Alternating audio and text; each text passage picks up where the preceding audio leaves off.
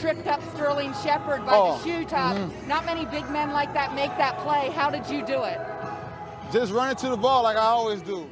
I knew for a fact that it was nobody over there, and then the way he looked like he was going to turn up, so I had to turn up with him. And he got to the last, he was about to take off on me. Then I just jumped and ankle tackled him, and it did enough.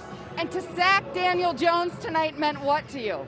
Oh, it meant a lot, man. He ain't Eli, so, you know, this is sack Daniel. That's the first out of many. And last one, you've beaten Tom Brady in a Super Bowl. Now you're teammates with him. What is that like? What is Brady like? It's different, man. He's different, man. You know, all the talks and everything about him, he's a great teammate. He makes sure all the guys taken care of. I'm glad he's on my team. Didn't you tell me once he told you something about not chasing him anymore? Oh, yeah, he told me that, you know, the reason why he came to the bus was I don't have to chase him. I don't have to. You're chasing everyone else. Congrats, my man. I'm happy for thanks, you. Kim. Okay. Love you. Thank you. All right, Jason Pierre-Paul, a part of a big Bucks win tonight. All right, here's a look at your last hopes to win your fantasy week tonight. Monday night's top scores. You see Tom Brady leading the way, hooked up with Mike Evans for a key go-ahead touchdown in the win tonight. Followed by Daniel Jones, Sterling Shepard, and Rob Gronkowski starting to get in on the mix. For more on tonight's Fantasy Stars, we welcome in our guy Marcas Grant from Fantasy Live. Tom Brady owners should be feeling how tonight after an uneven performance?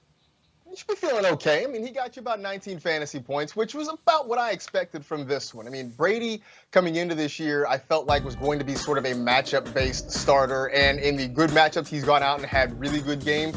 In the not-so-great matchups, he has been underwhelming. Tonight was sort of a middle-of-the-road matchup, and he gave you a little bit better than average performance. So I think you got about what you expected from Tom Brady, so I don't think you can feel too bad about it. Meantime, the Bucks will welcome Antonio Brown to the fold next week. What will be the fantasy fallout from his addition to this Tampa team? That's really the big question. We're not 100% sure. I think one thing is that it definitely hurts Scott Miller, so anybody who was sort of streaming him or using him as an emergency play, I think that definitely goes away now with AB in Tampa Bay. The big question is, what does this do for Chris Godwin and Mike Evans? It's definitely going to take some food off their plate a little bit. You're not going to bring in a guy like Antonio Brown and not throw him the football. The guy that I think I'd be the most concerned about is Mike Evans.